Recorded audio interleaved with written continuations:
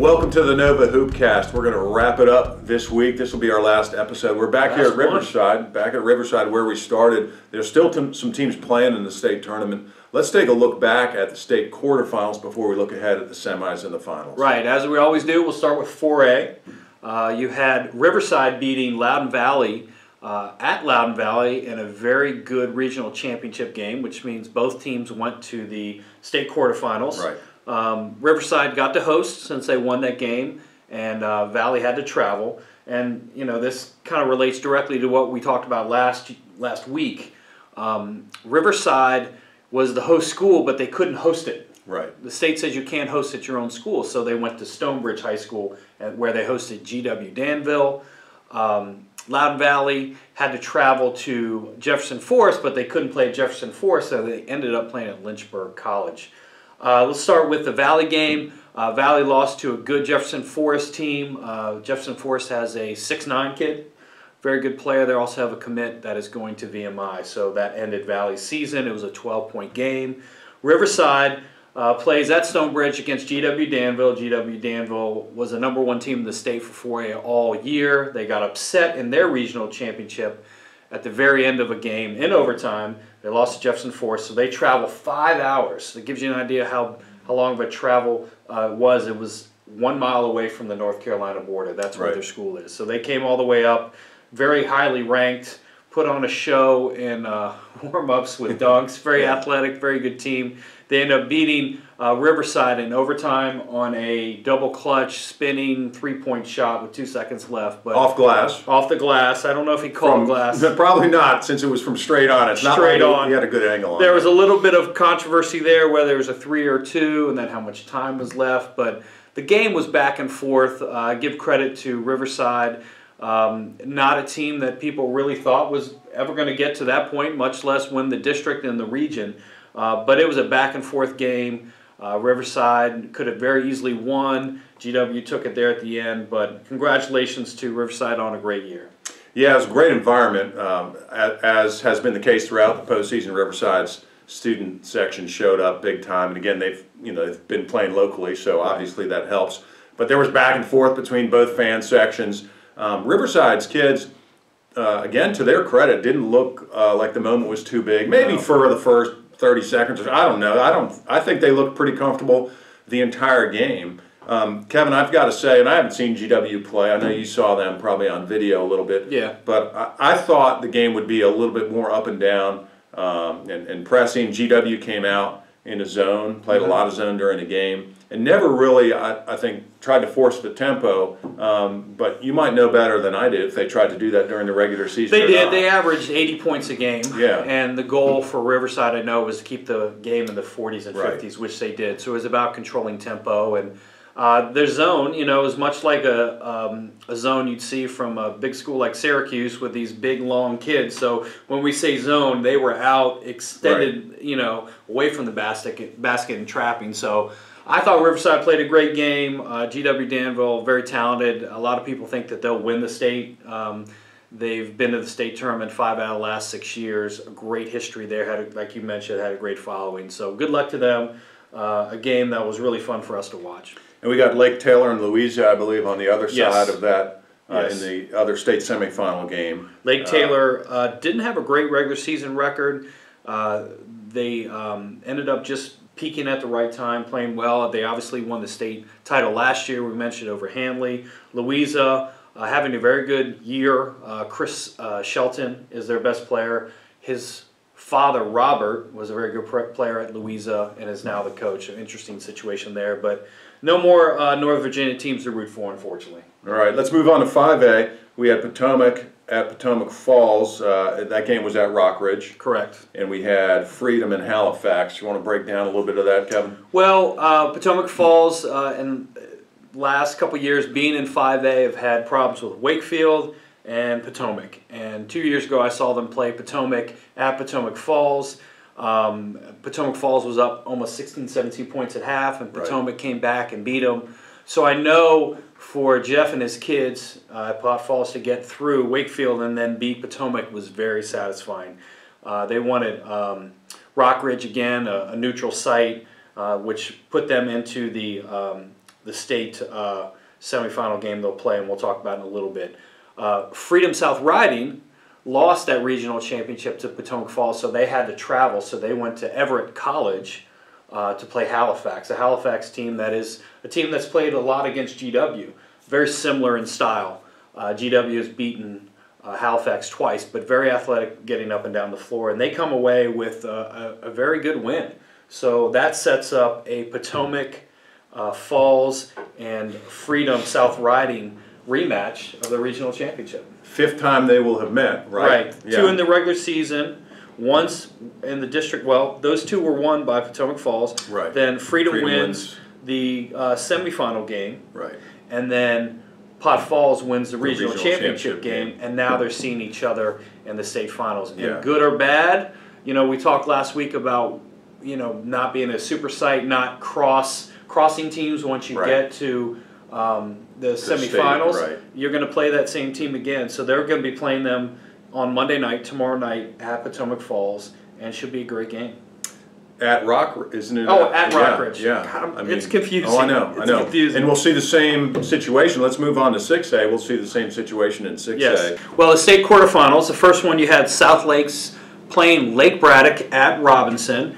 And South Lakes had a great year, but it comes to an end against Braddock. Braddock running full steam with the offense that is scoring so many points. The other state quarterfinal was South County playing Patriot at Osborne Park. And Patriot, a team that's been great all year, a lot of hype about them. Their season comes to an end as, I guess, in my mind, Patriot District reigns supreme. You have Braddock and South County both winning those state quarterfinals, moving on to playing each other again in the state semifinals. So they played each other twice during the regular season. They played each other in the district tournament. They played each other in the region tournament. Now they got to play again, much like the Potomac Falls Freedom situation. Yes. Yeah, Kevin, those games, I thought there was no doubt in my mind that South Lakes was going to, you know, just play Braddock's game and try to beat them at it. You know, they weren't going to try to slow the game down or anything like that. And I think they did play with them for quite a while, like a lot of teams do. But I think Braddock's whole style is to just wear you down, and there will be runs on both sides. But I think what they bank on is that in the 4th quarter, they're just going to keep going at the same pace they've been going all game, and that other teams are maybe going to wear down a little bit. And I think that's what happened in that game. So Braddock comes out on top. They're so unique. The uniqueness is really a difference for everybody, I think, because you don't know how to prepare it and no one else is running it. So many teams now run that 5-out cut and fill offense.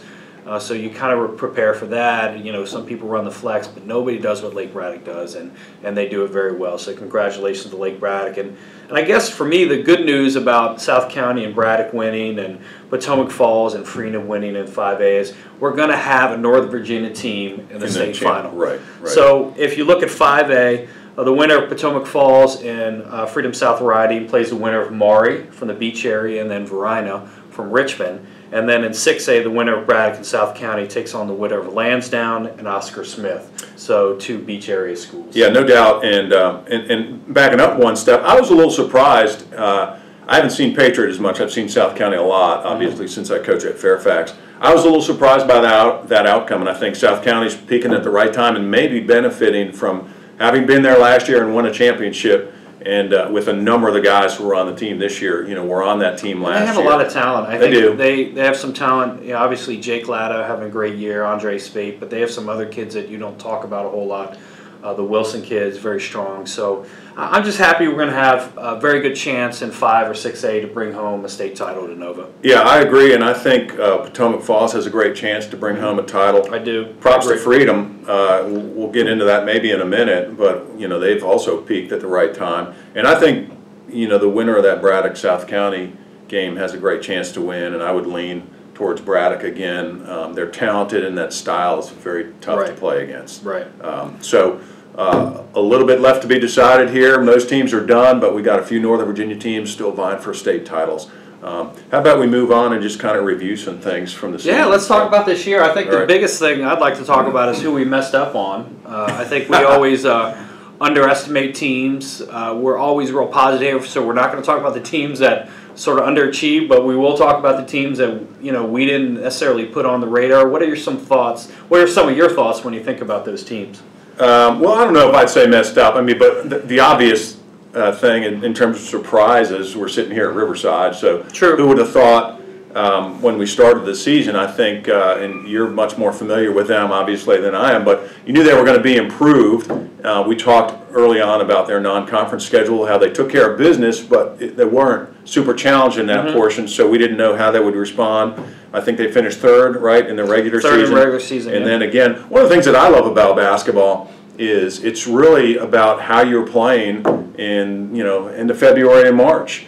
And so you can have some ups and downs. You could be a lower seed, you could be a 5 or a 6, but come tournament time, that's all that really matters. And so kind of everybody has a chance, and so we've seen that up and down some of the classifications. So Riverside obviously peaks at the right time, playing very well. So that's certainly one of the big surprises. Some other teams to me, I mentioned Freedom earlier. Definitely. They finished, I think, 6 and 8. If I'm not mistaken, in the regular season. They were either the 4 or the 5 in that district, yeah. And then look at them; they're still playing. They're playing Potomac Falls again. They're the 4 seed because they beat. We thought they had a very tough first round matchup against Stonebridge, so they finished 4th. Yeah, absolutely. We were pointing to that one, early on. They could have been eliminated in their first round district tournament game, and now they're playing in a state semifinal against Potomac Falls. So I don't know that we messed up on them or not, but they're certainly a surprise team playing their best at the end of the season. I agree. So I would say also South County, and just because I think people slept on them a little bit because they lost Quentin Malora-Brown, and when you win a state title and you lose a guy like that who's making an impact at the Division I level, you're just not sure that they can come back and do it again. And here they are still playing. So. I don't think people in their district slept on them. I think everyone knew they were going to be good. I know I mentioned some of their players. I forgot Noah Bullock, very good player also for South County. Right. So they're kind of reloading, and I think they're going to be up there next year as well. Yeah. I'll also add McLean. Right. We knew they were going to be good. They kind of stumbled early on. Yeah. And they rebounded and had a little bit of weird finish, like with the extra game they played and what seed they were going to be in, but. They played well. Prince William, Potomac, another team with a lot of great tradition. Yeah, 11-1 in their league, Yeah. and again, I mean, you're always going to talk about Potomac just because of their tradition, but I think the consensus with that was that they were a little bit down this year, and then here you look at the end of the season, and they finished 11-1 in the regular season, and were right in the mix, against Potomac Falls. Forest Park finished 9-3, and they played very well after we went out there and interviewed Coach Mack. So maybe it's the bump from the Nova Hoopcast that they went on that run where they won like 4 games in 4 days, late, and finished at 9-3. So I think they were a little bit of a surprise team to me as well. I would also add Garfield. They ended up winning that district, and nobody saw that coming. Right. So congratulations to Garfield and their season. So a lot of teams maybe that we slept on, we didn't highlight. Some people kind of kept their ranking throughout the year. Potomac Falls obviously still having a great year. Patriot having a great year. But these teams, I don't think everyone saw, maybe who didn't know them, and we don't know all them as well as teams in their district. One more I was going to mention was T.C. Williams. Yes. And again, I don't think, I don't know that I mentioned them in the first 4, 5, 6 episodes we did, but they kind of came on strong and were certainly in the mix down the stretch as well. All right, let me ask you some questions then. All right. Players of the year in each area. So we'll do Loudoun County, we'll do Prince William, and then we'll do the Arlington, Alexandria, Fairfax. So I think there's probably too many good players to narrow it down to one. So how about co-players in each county, starting with Prince William? Yeah, I think some years you have a clear-cut favorite. I don't know that this year is one of those years. Like you said, I think there's 2 or 3 guys in the mix. So I think in Prince William, Isaiah Folks is one. Yep. I might have players of the year, not co-players of the year. Okay. Yeah, call it what you want to. But I would say Hagen Van Diver and Devin Parrish together at Patriot, really a formidable backcourt, really great players. So I would lean towards them. There's certainly a couple kids at Osborne you could throw in the mix too. Any other thoughts on Prince William? I thought John Hilton, I was very impressed with him at South Lakes. But I think you made some very good choices. There's an argument for more kids up there, but I think that's pretty good. Top 3. Yeah, and Osborne's, I mean, what happens I think sometimes is, the better team you have and the more balanced the team you have, you might lose out on some of the individual accolades. Whereas you stand out more if you're on a bad team sometimes. So like the backcourt at Osborne, those guys were both really good this year as well. True. But yeah. All right, so let's move on to Loudoun County. Top players. Yeah, for me, I'll go with.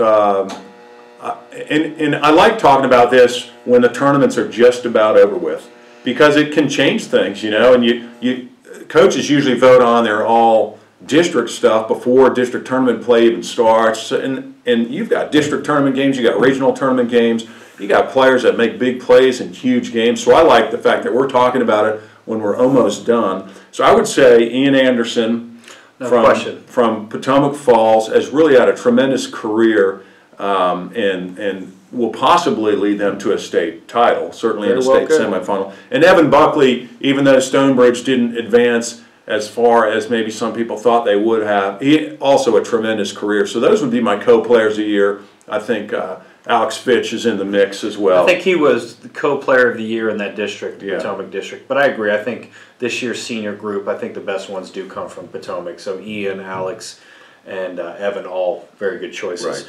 Last area, our biggest areas are Fairfax, Arlington, Alexandria group. Yeah, I think when you had asked me this a couple weeks ago in your I have some questions segment, I said Daryl Mackey, and I don't think I really hesitated much. But again, and they had a tremendous season. Obviously, eventually got upset, and they're done. But Daryl Mackey, I got to put Quentin James in the mix. And again, I saw him a number of times this year. Tremendous athlete, tremendous competitor. Seems like a good kid. I don't know him personally, but I like the way he carries himself. And I think he's he and Sam Grable are the leaders of that team, but Quentin James is a really good player, and I think, again, amazing athlete. He really is. He's going to play football at Davidson. Both Daryl Mackey and Quentin James are two of the best athletes I've seen in the last couple of years. It's hard to say more than that because someone will say, oh, you forgot him and this guy. But I think, for me, athletically, watching them, they're very impressive. Maybe Bob McKillop at Davidson will try to get him out on the basketball floor. Like, he could play. I mean, he's almost scored like 1,800 points. Yeah. I mean, we're not talking. We've talked about a lot of kids who scored 1,000, and we didn't talk about him this year because he passed it last year. But you know, I read where it was over 1,700 points he scored. Right, past Hubert Davis, right? Which is amazing, all-time leading scorer. So yeah, so I'll go with co-players of the year in Quentin James and Daryl Mackey. Okay. Well, the last thing I want to talk about is something that's very important to us, and that's the Nova Challenge coming up here on Saturday, March 16th. Yeah, it's a great event. We get all these players and teams that we've talked about all season. We get all those players together, and we've had great success getting all our guys to play in that event, and it benefits charity. We're going to go with Best Buddies again. Last year we did Best Buddies at Centerville High School. This year it's going to benefit Best Buddies at Fairfax High School, and most high school kids are very familiar with the Best Buddies organization. So we're looking forward to that. We've got our coaches. I don't know if you're going to announce that today. Yeah, I say we announce it today. I will say that first player invites did go out. So hopefully your coaches have said something to you. It's a senior all-star game, so we're looking for senior players only. So invites have come out. We've got definitely some people who've responded right away. We're waiting on a couple kids, but that deadline is coming up on the 7th. But the coaches, we're very excited, the group of coaches we have. We have 4 coaches from Loudoun County. We have Mike Kaczynski here from Riverside, had a great year, so he's going to be helping us out coaching the Loudoun team. They will be playing Fairfax, which is going to be coached by Mike O'Brien. That's the first game, isn't it? That is the first game at 2 o'clock, yes. So we'll be at Fairfax. First game is at 2. Loudoun, Coach Kaczynski against Coach O'Brien from McLean. They'll play at 2. And then at 4 o'clock we have a dunk contest and a three-point contest. And we've got some great shooters and dunkers going to be a part of that.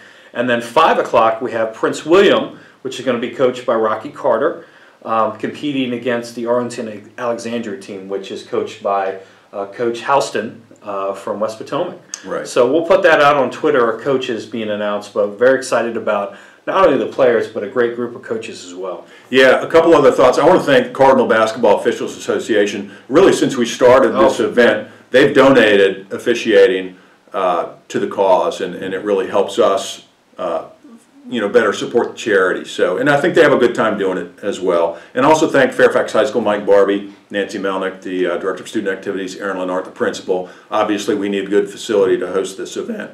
And it's really been enjoyable for us, Kevin, to sit back and watch, the best players in the area. It is an all-star game. I was joking with Mike O'Brien when I was talking to him about coaching. I said, you just need to sub, drop a couple alley-oop plays, and you're good to go. There you go. But it's interesting to watch. In some respects, like when you watch the NBA All-Star game, I don't find it to be great basketball until like the last 4 or 5 minutes of the game, and then the competitive juices start to flow. And we see the same thing in the Nova Challenge, don't you think? I agree. I think there's a little bit of, I want to show you what I can do amongst players on an individual basis, and then I think it's, hey, my county's a little bit better than you. I know I've heard about you, I've read about you on social media, but we got the better basketball here. And I think Prince William, overall, since we invited them to come in, has really done a great job, and I think they're undefeated. Yeah. So we'll be interested to see how they do this year. One other big part of this is DMVstream.com. They do a phenomenal job. They'll be helping put together a preview show. We'll be previewing all the players. That'll be on March 13th, where we go to their studios and we film a preview of the individual players that are going to be there. And they also do an awesome job of filming the event. You can watch it actually as it streams. They have a phenomenal group of cameramen and announcers that come in, and I think they really add to it and make it a special event. Yeah, it's a professional broadcast. If you've ever watched their work and watched this event, you'd feel like you're watching a college basketball game. They do a really nice job throughout the game and with player interviews and that sort of thing. And so I think some of the parents, I think there's an opportunity to purchase the game afterwards if they want to keep it to show kids and grandkids down the road. So it's a great event, the DMVstream.com Nova Challenge, Saturday, March 16th at Fairfax High School, a full day of basketball. We got all-star games, we got dunk contest, three-point contest, so it should be a lot of fun. And a great charity. So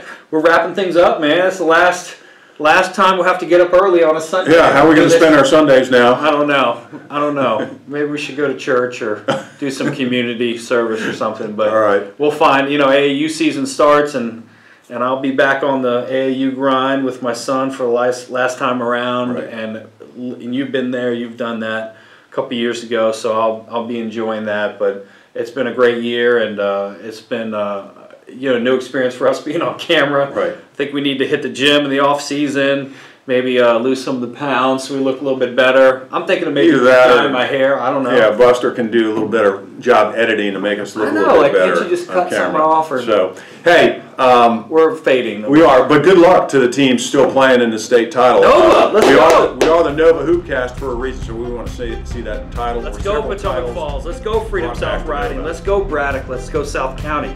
Let's play with a chip on our shoulder and let's get it. All right, thanks, Buster, for all your work. See you next time. See you next year. Thanks, Buster.